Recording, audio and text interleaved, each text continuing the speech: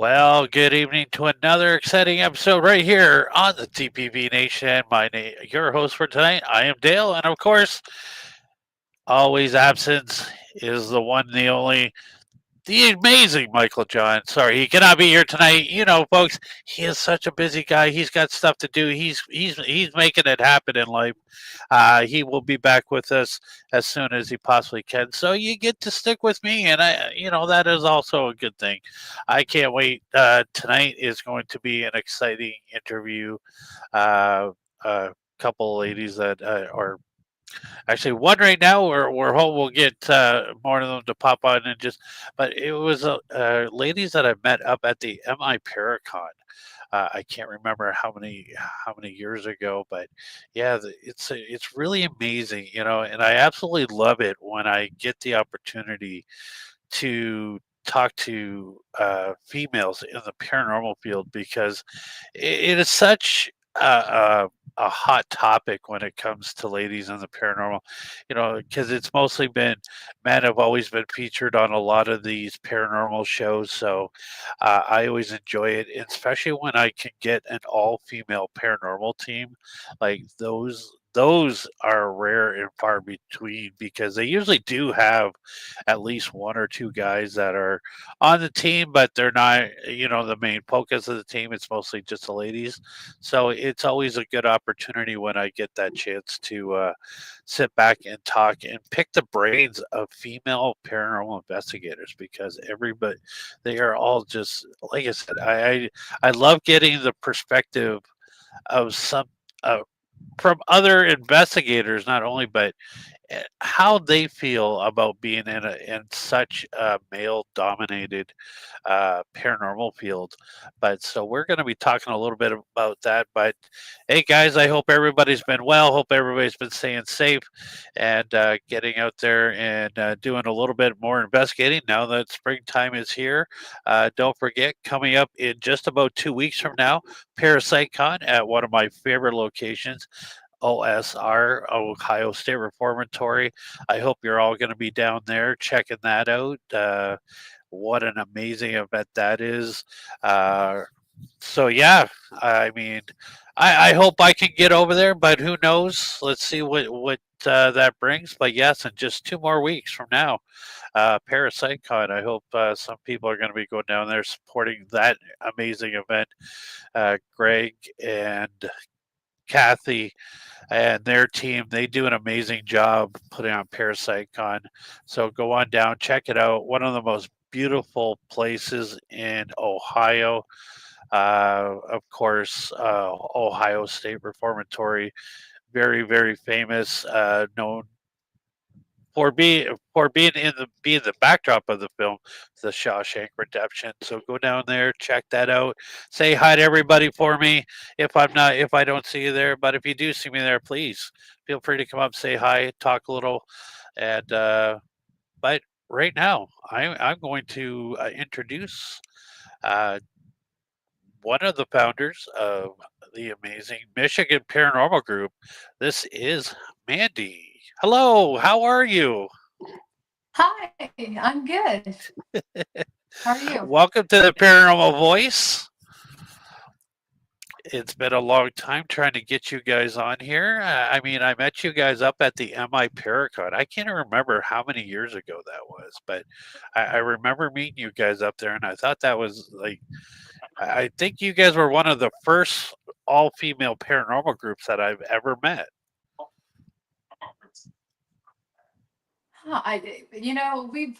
We've been doing this a long time, and it's yeah. I probably didn't have met you. I don't remember, but maybe.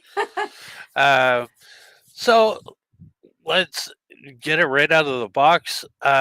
What got you interested into the paranormal? Well, what got me interested in it was I've been dealing with spirits since I was young, and it seemed like it just seemed like the spirits were always trying to get my attention, and they were scaring me. I used to be terrified of spirit, and I just didn't understand, as a child, why is this happening to me? And when I became a teenager, it was continuing. And when I got older, it just was like everywhere I went, I lived, I had spirit trying to communicate with me. But little did I know, I'm a natural medium. I did not know it, but this would make sense to me why they kept trying to reach out to me. They just kept Right. trying to get my attention, and I was really scared. So when you say you're a natural medium, what does that mean? Because I mean, there's a lot of mediums in this field. So what is the meaning behind a natural medium? What like that's a phrase I've never heard, but I mean, there's so many types of mediums. I mean, so what is a natural medium? I guess. Yeah. Uh-oh, I think I froze up. Are you there? Uh, yep, there you go. I got you. There we are. So sorry. It is rain. It's pouring down rain here in Ohio, so I apologize. Yeah, Um, no worries. a natural medium is someone who's born with it. Okay. Can you hear me? Yeah, yeah, we got you. Oh, I think you just Can you hear froze me? again. Born with it. uh, yeah, I can hear you. Just the video keeps just there's Can you like hear me? there's a minute delay right behind, but just keep going and it'll come in and I'll let you know what we heard and if I need you to repeat yourself. Okay. So a natural medium is someone who's just born with the gift. I didn't have to have someone teach me. I Okay. just already had the gift and could already hear them. And feels awkward because I just feel like I'm freezing up and I'm wondering if I sound like a robot. No, no, actually can you you're coming can you in hear me crystal good? clear. It's just every once in a while the video will just kind of lag a little bit. So, but it's almost like watching those old Okay. Chinese movies where you can see the people's lips moving, but then you hear the voice afterwards. But no, it's all good. So, I mean, Oh so that no. must have been a little different from you. Now, is there anybody else in your family that has a medium that, or was a medium, or has those types of abilities as you do? Well, I've never heard of no one in the family. I have cousins who, say they could hear spirits talking to them, but they never called themselves a medium. I do know my great grandmother, she was full blooded Native American, and I believe I got it from her. I Okay. believe it came from her. And my mother also is someone's premonition. So she has seen them in her dreams, and then she has actually seen them in her home. Okay. But no one's ever came out and called themselves a medium or anything. Right. Right. I mean, it's always interesting to hear the backstory.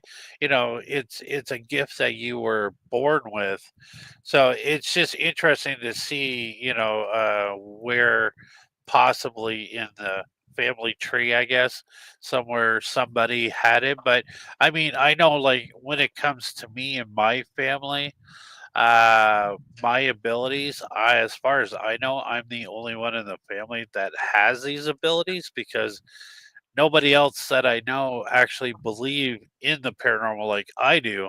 I'm one of the, I have cousins who are okay with it, but they're not into it as much as I do and do what I do. So yeah, I always wonder, like, I'm sure somewhere in my family history tree, I must have had maybe a great relative who possibly had it, and it just never. But then, nobody ever talked about it in my family. Coming from a Christian family, growing up in the church and stuff like that, being an altar boy and all that stuff, we really, we didn't talk about it until I was older, and I finally let somebody know. It's like, this is what I've been dealing with. Am I really crazy or am I weird? And they were like, no, you're perfectly fine. It's, because I never knew who I could talk to about it. Yeah, So I know you that are in feeling. it with your sister and one of your closest friends. Now, when did you guys like? What brought around the idea of the three of you teaming up together and going, "Hey, let's go start looking for the other side or the unexplained"? Biological sisters only. Um, I have a lot of sisters, but these two sisters are my biological sisters, and they Okay, are really into the paranormal. Because I've been dealing with it for a long time, and I've always been drawn to the paranormal. So one day, because I worked in law enforcement for 8 years, and I've always been drawn to going to the Mansfield Reformatory Prison.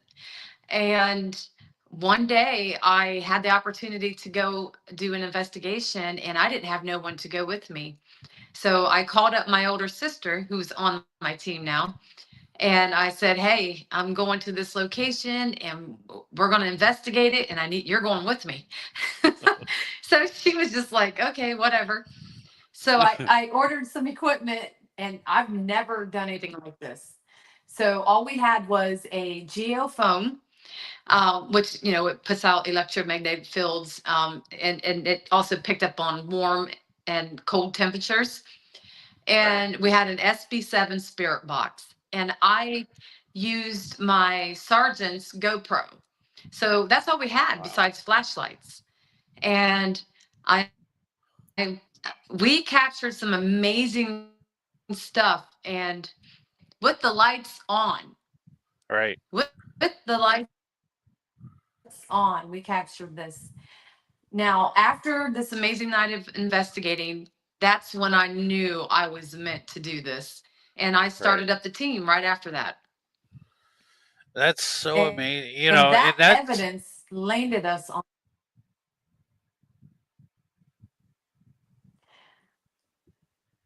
It landed you us on cut. Ghost Brothers. Oh, Ghost Brothers. Oh, I love that show. Did you hear me? Those guys, yes, those Yeah. guys are so Yeah, we're awesome. on I there mean, with. we had the opportunity to hang out with those guys a couple of years ago at the MI Paracon. They were right across the aisle from us, and those Mhm. guys had us in stitches all weekend long. Those guys are just super super nice guys, but I mean, hilarious. But I was like, wow, But Yes. watching them on the shows, it's like when they're doing their thing, they are really into it. They're doing their business, and like I said, it was so much fun hanging out with those guys. So that's cool that you had that opportunity to be around those guys and be able to be in a location with them. What was No. that like? I lost you, Joe. Great. Oh, Oh, no. oh, did I cut out there for a minute? I'm back. Like, Yeah. yes, Um, yes, you did. I'm like, oh no. okay. So the question I asked, what was it like being on But yes, the Ghost location with Brothers the are Ghost awesome, Brothers? Joe. Yeah. Um, so you know, so being a former police officer, I mean, that must have brought some really amazing skills doing like going into doing investigation. It's probably especially when you're doing places like OSR. I mean, are you using some of those skills? Do you use them to try to get a reaction out of them uh, by kind of like role playing a little bit?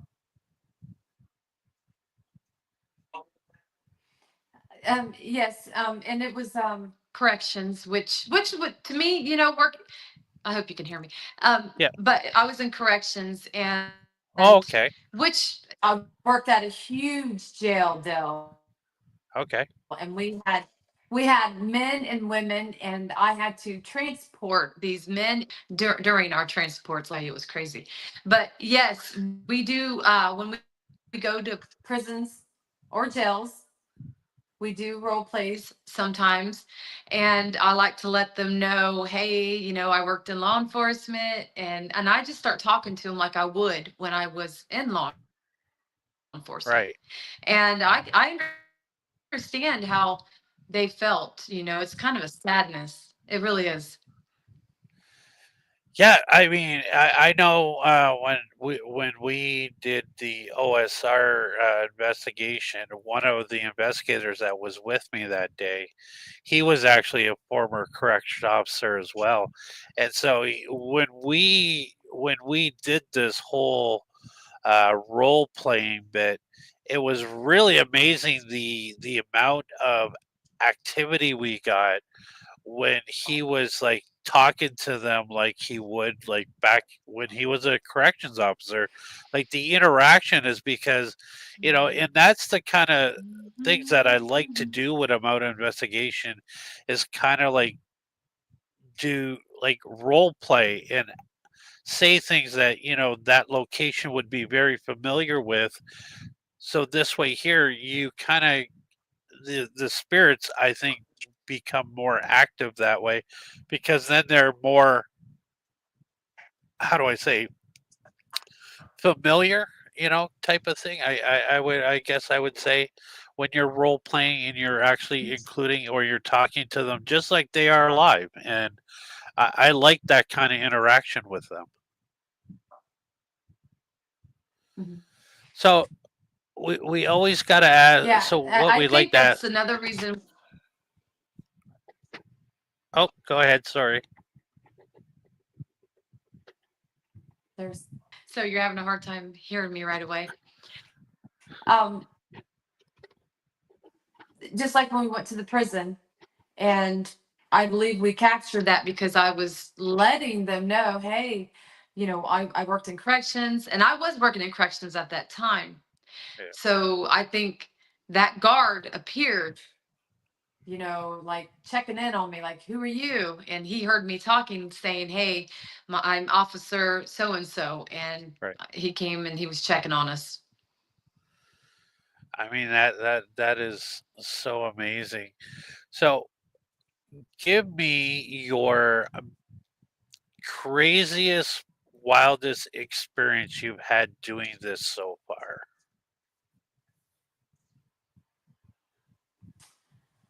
Oh gosh, Dale, there's so many. I'll just give you a few. Well, just give me the one um, that stands out the most, like well, something that are probably something that happened to you that no matter what, it's like that like one incident that you'll never forget. Maybe it could be the very first one you ever had, but like just something that truly stands out, something that's like, wow, that's like insane. so when I was younger, when I was in my 20s, I took my family, we moved to Michigan. And this house we lived in Michigan was a big, beautiful home. It reminded me of the Amityville horror, the way it looked, but it wasn't as big. But it was like a little house that looked like that. And I mean, it was big, but it wasn't as big as Amityville. But this place was haunted, and it creeped me out. Now, I wasn't a paranormal investigator or anything like that at the time, but it was just one of those things where, like I said, when I grew up moving into this particular time, living in Michigan, this house house. It was so active. It was scaring my kids. It was scaring my animal. It was scaring me. Um, I had my alarm clock talk to me. That's just crazy. Just one morning, I was the only one home. My alarm clock literally turned on and was saying, Mandy, this is, and it kept doing it. And I was like, oh my gosh. And I literally, the third time when it said it, I uncovered myself and I looked at this alarm clock and I said, who are you? I'm like, what did you say? You know? And I freaked out. I freaked out. I called my mother in Ohio and I'm trying to tell her what's going on. And she's like, I don't know what to tell you, Mandy. You always have something going on. But that was freaky. I mean, to hear your alarm clock, come on now. Yeah, yeah, But they and use that, electronics to communicate. well, yeah. I mean, I think that'd be the last time I have an alarm clock in my house. Like, I don't even use an alarm clock nowadays. My cell phone is my alarm clock. So if it starts talking to me, I'm like, and now that you mentioned that, there have been a few times I've been woken up with Surrey going, I don't understand what you're saying. So that actually triggers something that says maybe there's something that's been trying to communicate and it's using my phone because Surrey's not understanding. And Dell, when I moved back to Ohio and I plugged that same alarm clock in the wall, it came on and was trying to communicate again. And I immediately unplugged it and threw it away. Now, if I didn't know that I was going to be doing paranormal investigations, Right. I would have kept that. I would have kept that Yeah. alarm clock. Yeah, and that's some of the craziest things. I mean, I can say that I've met a lot of people that says if they knew then what they know now, it's like some of the stuff like that alarm clock, like to keep it and use it and see what other like experiments you could do with it. And I mean, especially was it an older alarm clock that because of the technology difference, because everything is now, I mean, alarm clocks were always digital unless you had the really old ones Yeah. that had the wind up and the face clock, the arms on It it was and just a big everything. one. Yeah. It was a big one with the big timing on it, the big numbers, and we never put it on the radio station. That's the craziest thing. It was only used for time and to wake us up. And it literally switched over in the radio, white noise came on and it was speaking to me. Right. So, what would you say nowadays is your go-to piece of equipment beside yourself? I mean, obviously, being a natural medium, that is a really good piece of equipment. I mean, using yourself is always the best, but is there like a certain piece of equipment when every investigation you're like, yeah, I really like using this one because I get some really good evidence with it by using it. Yeah. I love my ink box because I know these spirits connect with you through electronics, and nobody Yeah. will tell me different because I've Right. had it happen more than once. I've Right. had it happen working in law enforcement through my radios. I've had my TV go nuts with my brother's name going across it. Wow. They use these electronics to communicate, and I'm Right. telling you, it's the truth. But I have an awesome, looks like an 80s boom box. It's called the Ink Box. Okay. Oh, you cut out again. I'm so sorry that the connection keeps cutting out. It's okay. Just Bear with just me. keep talking. I'll pop back on at any moment.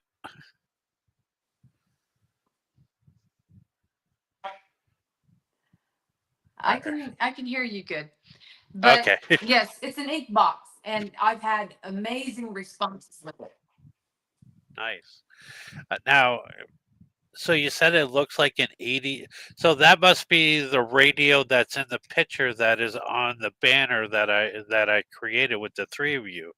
There's one of you that's holding it looks like an old radio. Yes, looks like an Oh, old that boom is so. box.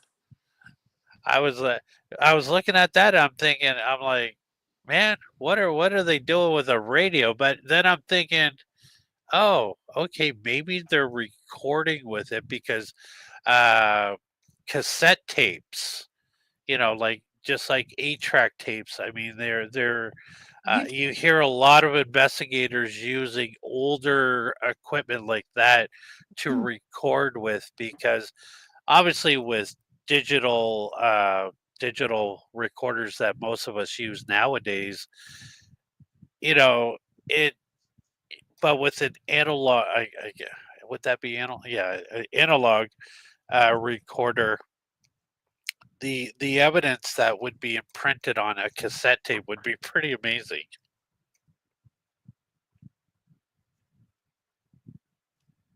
so Dale, the ink box is you we can buy cassette tapes and use it to record our sessions when we're Oh, okay. investigating. So you can do that with this. But it has the FM station, the AM station, it has shortwave 1 and shortwave 2, which I absolutely love shortwave. Yeah, yeah. That shortwave is truly amazing. I mean, it. I mean, it's. I love old school, like working with equipment that's old school because it today's technology. Don't get me wrong, it's pretty fascinating. They can do some pretty amazing things with it, but there's just something about old school. Like I've always wanted to get one of those reel to reel recorders, kind of like they did in the Conjuring movie what Ed and Lorraine used. When you see him walking around the house with a reel to reel recording, I'm like, that would it would be heavy as crazy, but at the same time, like, wow, the evidence you would pick up with that.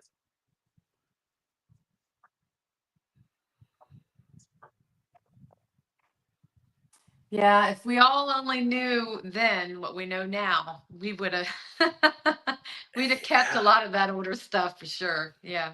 Oh, yeah. Now to try to find stuff like that, it's so ridiculously priced that you would really. But I mean, still at the same time, well worth uh, well worth the investment just to try some of these old experiments. Like I said, like I love investigating with like the older guys like Tim Shaw and John Zappis because the experience and the equipment that they've used over the years is just absolutely mind blowing compared to today's gadgets. But like I said, reel to reel tape recorders, 8-track tapes. Like if you can get your hands on stuff that could record with that, as an investigator, you got to try it at least once. Go old school, and just see how much of a difference and what you could really pick up with those types of equipment. Um,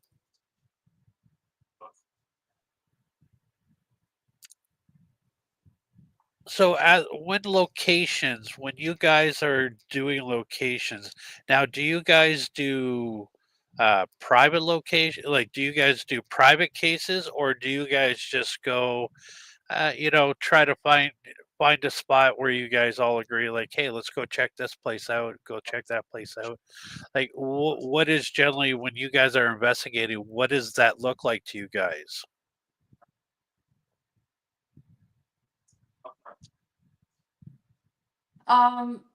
You kind of cut out on that first part.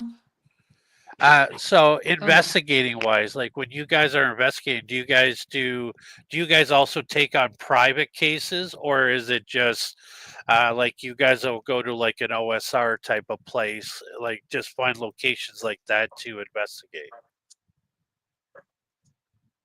So I usually will be watching some haunted show on TV, and I'll see a location I've never been to. So I will usually reach out and ask a group. There's just three of us, so sometimes when we go to these bigger locations, we gotta bring along other people, to Yeah. cover the price, depending on where we're going.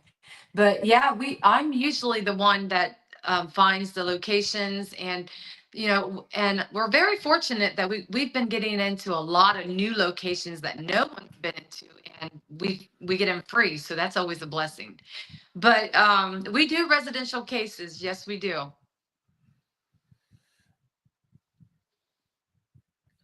So with residential cases, can you kind of, if somebody was saying having experience, not sure what it was, what would be like the way that they would contact you? Is there a website, email, or obviously through your Facebook page? But what is usually your protocol when it comes to people reaching out to you to investigate their private locations? We do have a website, but I haven't got it all set up. Okay, But mainly for someone to reach out to us, the more like, not just, oh, I hear someone walking around my house, has to be the more serious case for a residential right. case. Um, you have to own your location. You reach out to us on our social media. You can reach out on Ghost Sisters on Facebook. A lot of people reach out to us that way.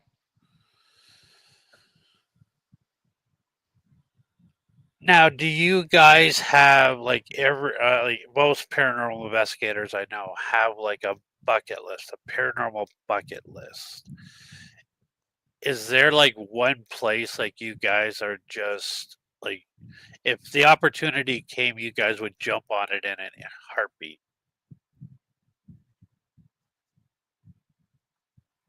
Go to Alcatraz, we would be on it in a heartbeat. If we could go to Ireland to the castles over there, we would be on it. Yes. Alcatraz seems to be on the top of a lot of people's list. Yeah, that is like the number one place for me if I had the opportunity. I love Alcatraz. I've watched as I think I've seen like as many different documentaries that I have like that are out there about Alcatraz and the whole history of Alcatraz, and and people that have been out there. I've had people who sent me photos. Uh, of being at Alcatraz on a group tour, and they were just taking pictures, and weird things would show up, and they would find me on social media and send me I was like, wow, the place. I mean, it looks so amazing to be there. So yeah, I would say that would be my number one as well. I mean, Ireland, Scotland, England, definitely. Yes, working in law enforcement, I find myself being drawn to prisons and jails, courthouses, I love uh, it. and it's funny to say that actually I did work in a haunted courthouse back in the 90s, and that is one of those places. God, I wish I knew then what I know now, because I would have probably enjoyed my job 100 times more. I was just like a night security guard, somebody that would just like sit in the building all night, you know. But we've had some pretty strange activities happen the whole time I worked there. I remember one night I was scared so bad because you know how heavy a jail cell door is. And I was upstairs. It was like 2:30 in the Yes. morning, and all of a sudden I can hear the clanging of the jail cell door, and I knew very well I was the only person in the whole building. Oh, And I was like, and I think about that now, and I'm wow. like, man, I wish I Well, would have. I would have had equipment back then, but no, I got so scared because I went down there and checked just to make sure because sometimes, depending on the court cases that were coming in the next day, sometimes the police would bring some of the prisoners in early in the morning, depending on the cases. And there were some times like 4 or 5 o'clock in the morning, I would hear noises down there. I would go down there, and it was just uh, the guards bringing them over from the jailhouse to the courthouse to get ready for their trial for the day. But this was like 3 o'clock in the morning. I knew I was the only one in the building, and it was loud, and it was like somebody shut the door with full force. And I was like, I wouldn't go back in the building for the rest. I told the other guard across the way, I'm like, I'm not going back in there. I'm gonna wait till it's daylight. I don't care.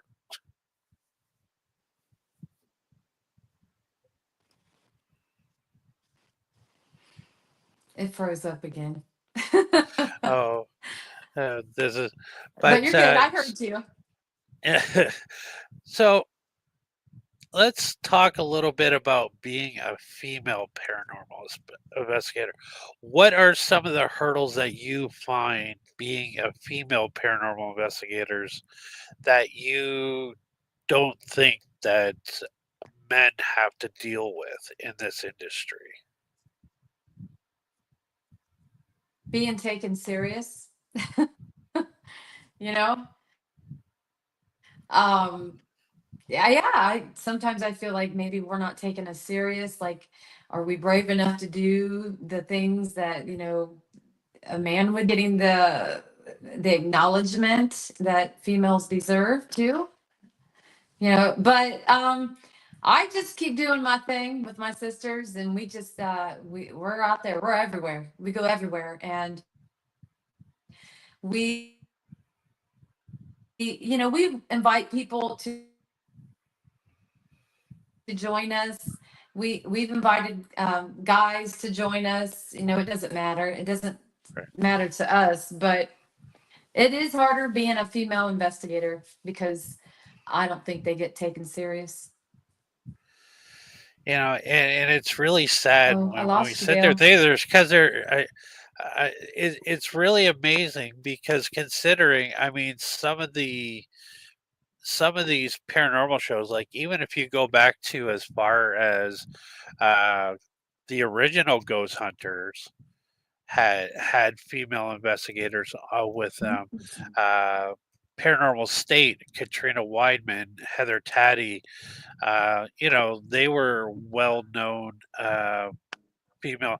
You would think by now that the women would be just as much respected in this field as anybody, really. I mean, I don't even know why, even by today's standards, we even look at what the gender of the person who is investigating really is. Because I mean, to me,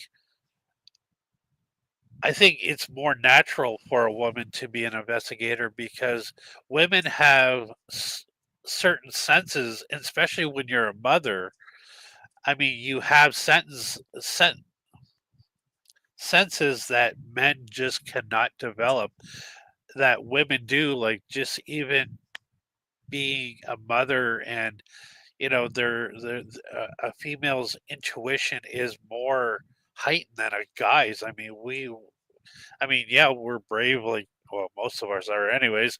I know I ran out of a few locations being scared where a woman going, "Where are you going?" Like, get back here.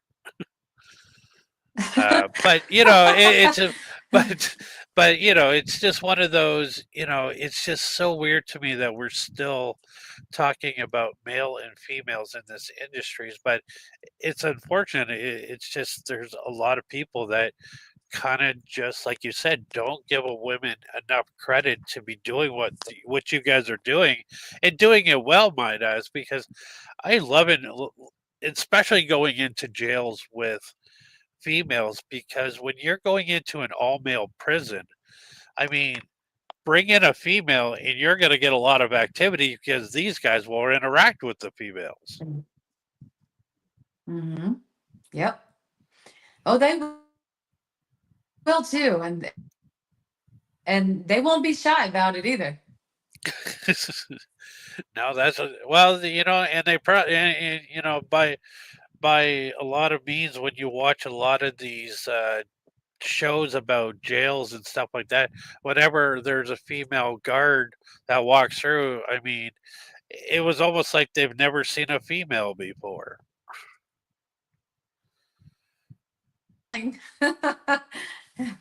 Because I dealt with that a lot too, working into that field. But that's what inspired me to start an all female team. And you know what, Dale? When we first started the team, we actually had men on our team. And I wasn't going to Oh, name it Ghost Sisters. It was going to be some other name mixed in with like a man's name with us. I don't know. It was weird. And we had one of our equipment guy, and he took care of the cameras and stuff for us. But he was behind the scene. He wasn't right. like the out with at home. And I was sitting at home and I was sitting there thinking, what should I name this? Should I change the name? What should I do? And I'm telling you, Spirit told me, do not change the name. Leave it at, we used to be called Ghost Sisters of Marion, Ohio when we first started. Okay. And they said, leave it. And, and then a couple of years later, I took off Marion, Ohio and left it as Ghost Sisters because I feel there was a reason, they were telling me not to change it, leave it. Right. And so we did. And here You we know, are. and that's the thing, and that's the catchy part about it because when you see it pop up somewhere like Ghost Sisters, you're like, oh, is it like what is that? So, are they talking about real people who are passed on and they're all family now? But no, I mean, and that's the thing when you're coming up with a name. I mean, usually go with what feels natural and and kind of encases like the major part of a team, I guess. And where you guys are all sisters, it only makes sense. It's like so. I mean that is so cool. Um, so what do you guys have coming up? Like where are you guys going to be? What you guys got going on? And tell everybody where is the best place to follow you guys, catch you guys, see what you guys are up to, and all that stuff. This is your time to promote yourself. Okay. So we do have some interesting things coming up. Now, I am going to be investigating somewhere, I believe this weekend, but I'm not quite for sure where I'm going yet. But I'm working on getting something lined up. But we have a new location that's never been investigated. We're going to a family-owned restaurant. It's a Mexican restaurant in Salina, Ohio, and we get to go live, so everybody can tune in and watch us. We'll be live on YouTube, TikTok, and Facebook. We're also on Instagram, but we don't go live on Instagram. Now, we also have where we are all getting together in May, towards the end of May. Not all my sisters, but we have my baby sister going to join. And we're taking our husbands and we are going to a haunted location in Cambridge, Ohio. So we'll be going live. In June, we are going to New Orleans. So we're going to be live all over New Orleans. Yeah. So we got Now a lot of different things coming that's up. that's going to be awesome. New That's big Orleans, for that us. is And a everybody's place that excited. I would love to investigate. Just the history alone of New Orleans would be absolutely amazing. I hear all kinds of amazing stories of people who go down to New Orleans and people who are not even in the paranormal field, like the experiences some of them tell me that they've had. So I look forward to seeing the New Orleans ones. That is going to be such an amazing event, and I hope you guys. So I gotta ask, what are your husbands all into the paranormal field, or is this like, let's scare the men a little bit? Well, they are a little bit. They're not like us. They don't like ask to join us. We just kind of say, "Hey, we want to take our guys. You guys are coming," and it turns out great. My husband is a captain. He works in law enforcement. Okay. So when we go to like the Mansfield prison or some place that has a jail or something, I like to take my husband. He will draw them out big time. Wow. He will sing to That them, and they love him singing Johnny Cash. Hey, who does not like Johnny Cash? I would react to Johnny Cash. And he um, and he can sing, so he sings really good. oh, that is so amazing. That would be definitely, I don't think I've ever been on an investigation where we had actually anybody kind of use. I mean, we've used it as like background music, like say we were doing.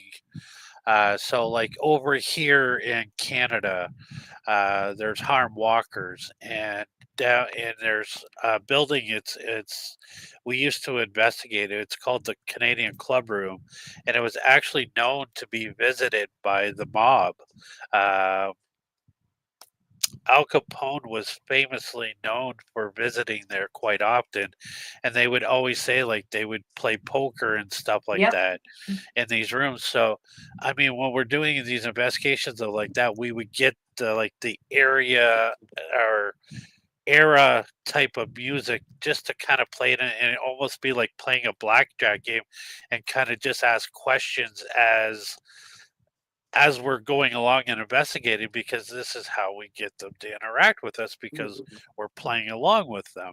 So that would be interesting, just sitting back listening to your husband sing and seeing what, especially something that these guys probably all listen to. And like we said, like Johnny Cash was very well known. He did a Yeah. lot of prison tours back in his day. He would go to some of the most famous prisons around North America or in the United States and sing for the prisoners, which was pretty awesome during his time. Yeah. And Dale, I forgot to mention my baby brother. My baby brother goes with us sometimes. That is this. You should have called it the Ghost Family. um, but no, I mean that is so That cool that so many of the family will come in and they will um, join in with you. And I mean, it's good that it's really. I mean, what a better family bonding experience than everybody. Let's go ghost hunting. God, I need to get me one of those families. oh, But it's fun. um, It's so fun. yeah, so there was a question I was going to ask you, and it kind of slipped out of my mind. I will get back to it as soon as it pops right back into my memory. Um, so is there any location like where you're at right now? Is one of you? What would be your, I guess, your favorite place to investigate? One place that you go back to. You've been there probably more than 20 times in your career at this time. It's funny you say that because I forgot to mention also in May. Oh, you cut out on me again. There you are. At the end of May, I will be returning back to a haunted location in Bristol, Tennessee called the Ura Shrine. And I have been to this place, oh my God, probably 50 times and spend the night there every time I go. It's a very, very haunted location. It's crazy how I came across this place. But the man who owns the property actually reached out to me about 5 years ago. And he actually worked in law enforcement. So we have that connection there. Um, and I went, he invited, I helped him out. He needed help from a medium. I helped him out. Loved the Ghost Sisters, and he invited us to come down, and we haven't stopped coming ever since. And we are actually ambassadors of the shrine. It is a very unique, haunted location, Dale. And when I say unique, you need to check it out. It's on Facebook. the Ura Shrine. And I'm telling you, you guys ain't seen a place like this. This is a place that's very unique. All right, I'm gonna put that on my places Very to visit. unique. When I get down to Tennessee, there's so many amazing places in Tennessee that I would love to be able.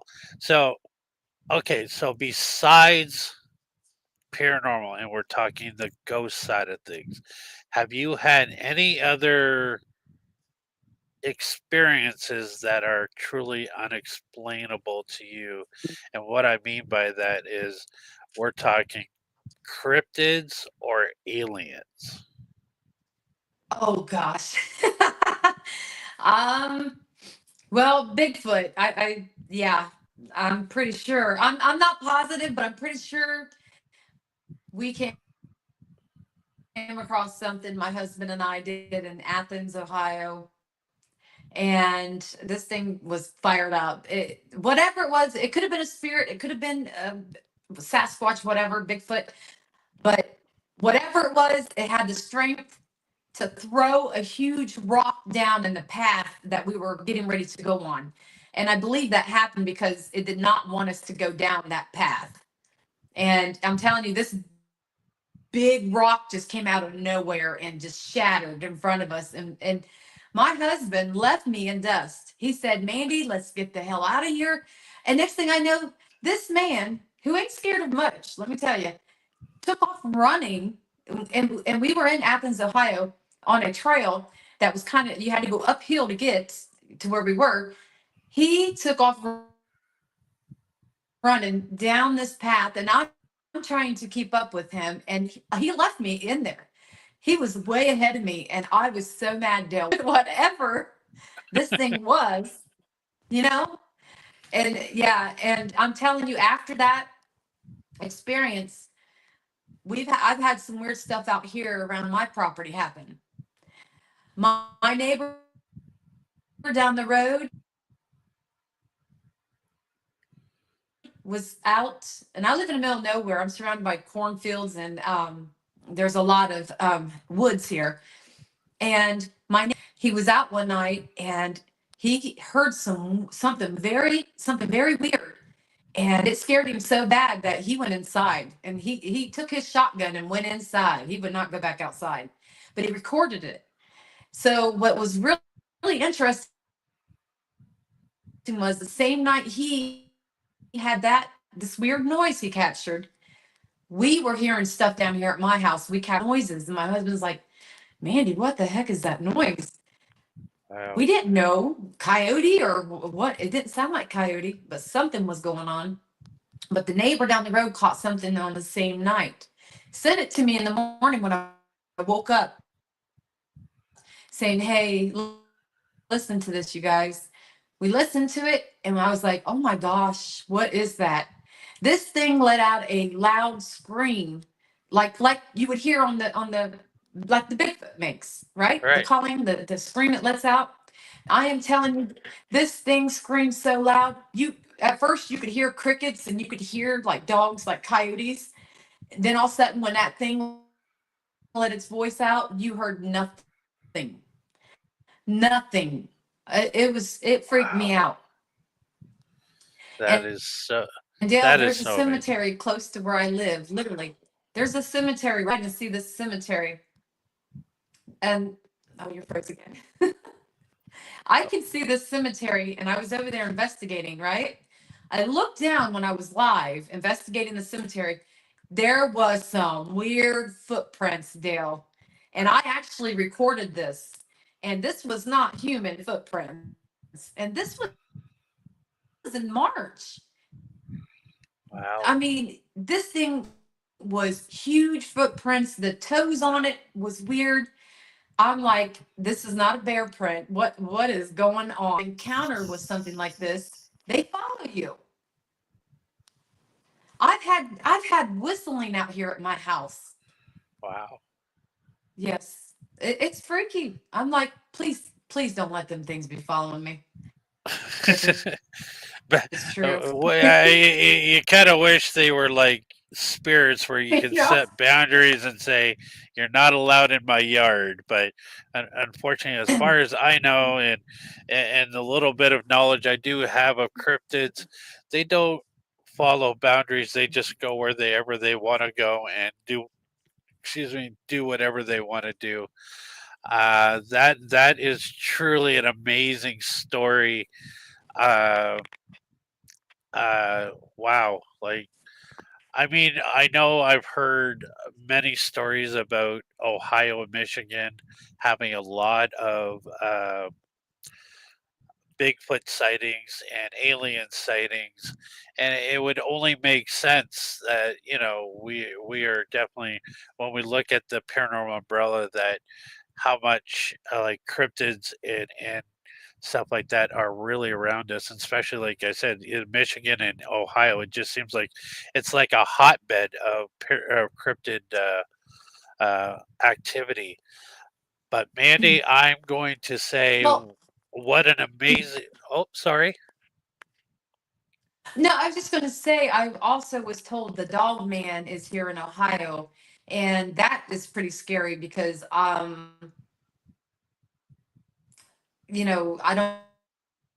don't know what was whistling at me. Was it the dog man? Was it a Native American spirit? I don't know, but I was told that these cryptids will whistle investigating, and this thing was whistling at me from my field. It was sounded like it was really close. And the prints, I've found weird prints around my house before.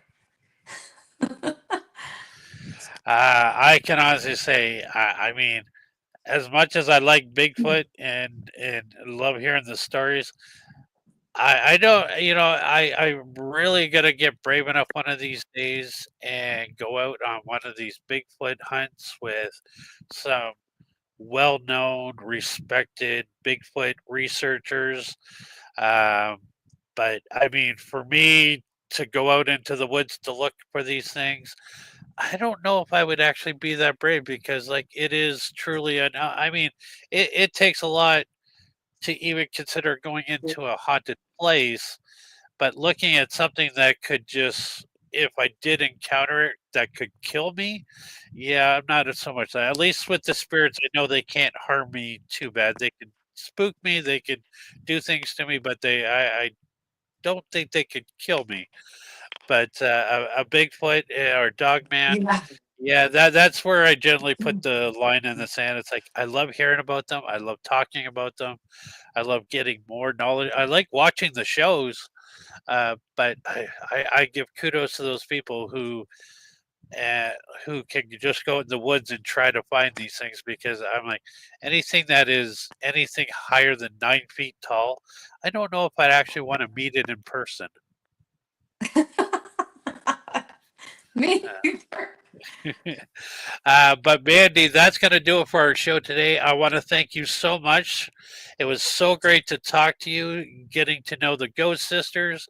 So everybody, go over to their social media: TikTok, YouTube, Facebook, Instagram. Follow these ladies, give them support, show them some love, watch what they're doing because they're doing some pretty amazing things out there. Uh, to everybody on the side that's been making comments throughout the whole show, thank you so much for participating. We love it when you guys participate and show our guests some love. It's been an absolute pleasure, guys. Stay tuned. More of amazing guests coming your way.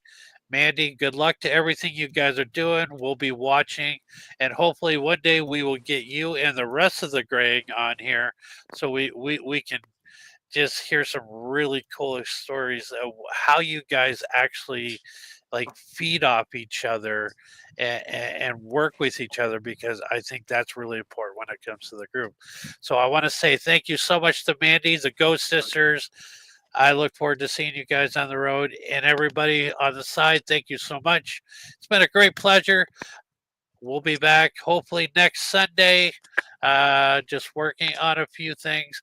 But everybody, thank you. Appreciate it. Love you guys. Thank you for all the support. And don't forget, if you're new to the YouTube channel, please hit like and subscribe.